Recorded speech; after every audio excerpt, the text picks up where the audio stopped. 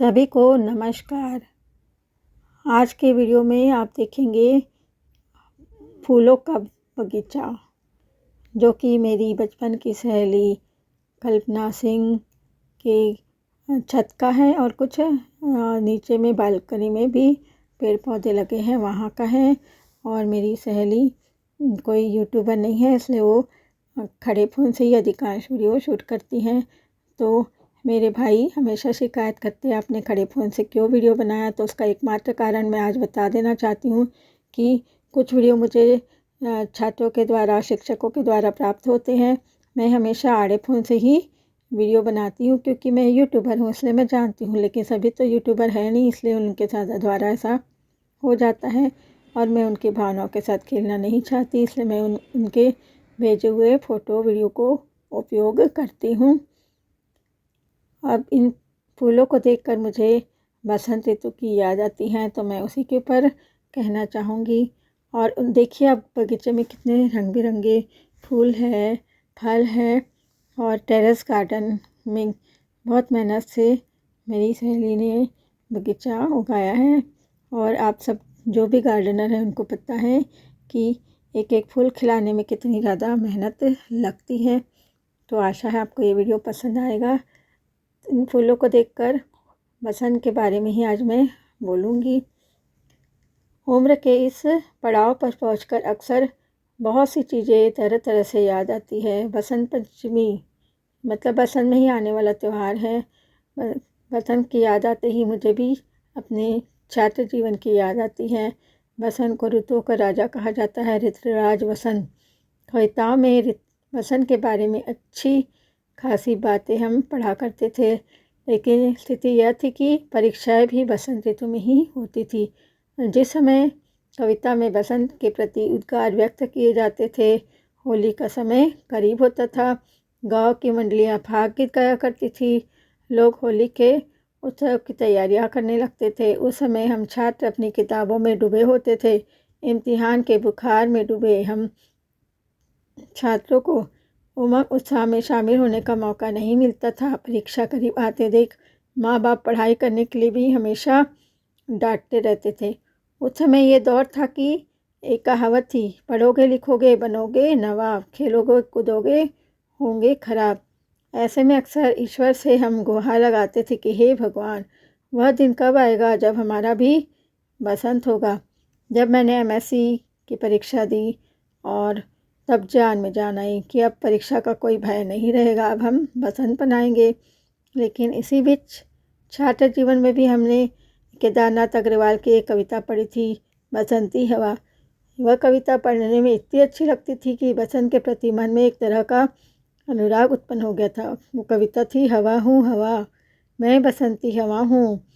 ये कविता वहाँ से शुरू होकर वही पेड़ महुआ थपाथप बचाया, गिरी धम से फिर चढ़ी आम ऊपर, उसे भी जकोरा किया कार हूँ मैं। मतलब लंबी कविता है, मैं शॉर्ट में बता रही थी। मैं बस हवा हूँ मैं हवा, बसंती हवा। ये खत्म होते ही उस विलक्षण कविता की संरचना इतनी अनूठी है कि इसमें गांव की एक अल्लड़ लड़की जो अपने सौंदर्य के प्रति असावधान है का पूरा रूपक बनकर बसंत ऋतु के प्राकृतिक सौंदर्य को प्रकट करती है। यह कविता परीक्षा के बुखार बोलते थे ना, एग्ज़ाम फीवर बोलते थे हम लोग के समय, ब्लैक बोर्ड में लिख देते थे लाल डे में कि एग्ज़ाम फीवर स्टार्ट। यह कविता परीक्षा के बुखार के दिनों में भी हमें उस अजीब उल्लास से भर देती थी और खिलखिलाकर हंसने पर विवश कर देती थी। बसंत महाकवि निराला की से भी जुड़ी हुई है। महाकवि निराला जी बसंत पंचमी के दिन अपना जन्मदिन मनाते थे। निराला जिन्हें की एक प्रसिद्ध कविता है, उसमें भी वो कहते हैं कि मैं ही बसंत का अग्रदूत हूँ। देवी सरस्वती का संबंध भी बसंत पंचमी से है। सब इसके बारे में तो मैंने इसके पहले के वीडियो में बनाया है, बताया भी है। बसंत का संबंध कामदेव से भी है। कहते हैं कि जिस दिन बसंत पृथ्वी पर अवतरित होता है उसे वसंत वानदार का दिन कहा जाता है, वसंतावतार का दिन कहते हैं। इसी दिन प्राचीन भारत में सुसंतक नामक उत्सव भी मनाया जाता था।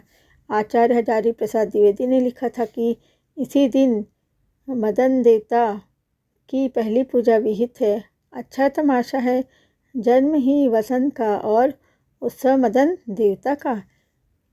हमारे देश में जितने भी पर्व त्यौहार मनाए जाते हैं उनका संबंध प्रकृति से और कृषि संस्कृति से जुड़ा हुआ है।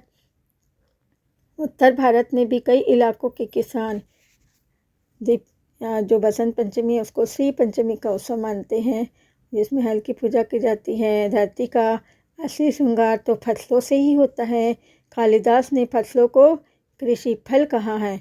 बसंत के मौसम में ही गेहूं की बालियां परिपक्व होकर पकने लगती हैं। इसके अलावा भूवैज्ञानिक भी कहते हैं कि घोर शीत ऋतु के बाद बसंत ऋतु में भूमध्य रेखा ठीक सूर्य के सामने आ जाती है।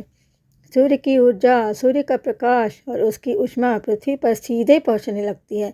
इस ऋतु में शीत तो दूर होती ही है, सूर्य की ऊष्मा पाकर पृथ्वी भी जग जाती है और कई रोग भी दूर होते हैं, जैसे सर्दी खांसी है, वो गर्मी आने के बाद थोड़ी कम हो जाती है। और जब पृथ्वी यानी प्रकृति जगती है तो पुरुष भी जगता है और समाज भी जगता है। उसकी इच्छाएं भावनाएं जगती है, उसके विवेक और काम भावना का संचार होता है। इस तरह से सूर्य और प्रकृति का जो संयोग है वह प्रकृति पर तो असर डालता ही है, मनुष्य और उसके समाज पर भी उसका असर होता है। पेड़ पौधे, नदियाँ, पर्वत, मनुष्य समाज सब की चेतना जग जाती है। बसंत ऋतु में सिर्फ मनुष्य की इच्छा ही नहीं जगती बल्कि प्रकृति की इच्छाएं और कामनाएं भी जग जाती है और प्रकृति भी अपनी कामनाओं से भर जाती है। बसंत ऋतु में तरह तरह के फूलों का खिलना प्रकृति की इन्हीं कामनाओं का प्रतीक है। हरे भरे खेतों में सरसों के पीले फूल प्रकृति की मनुष्य में चार चांद लगा देते हैं। इस तरह से बसंत ऋतु सृष्टि के सृजन और विकास को गति देती है। महाकवि रिनाला ने भी लिखा है, रंग गई पग पग धन्य धारा, हुई जग जगमग मनोहर। कहा जाता है कि बसंत में मन प्राण खिल उठते हैं। हम लोग बचपन में देखते थे कि बसंत पंचमी के दिन से ही लोग एक दूसरे को अबीर लगाना शुरू कर देते थे, गुलाल खिलते थे, बच्चे लोग भी, हम लोग भी खेलने लग जाते थे और सामूहिक रूप से होली गाई जाती थी। मतलब होली का जो गीत रहता है ना, बसंत के दौरान पूरे गांव समाज में सामूहिकता की भावना व्याप्त दिखती थी। लेकिन आज सामूहिकता की यह भावना लगभग खत्म होती जा रही है। लोग आत्मकेंद्रित ज़्यादा हो चले हैं और अपनी अपनी दुनिया में सीमित होकर रहने लगे हैं। कहने को तो स्मार्टफोन और इंटरनेट के माध्यम से हम दुनिया में कहीं भी पल भर में संवाद कर सकते हैं, लेकिन अपने आसपास ही कटकर हम अकेले हो चले हैं।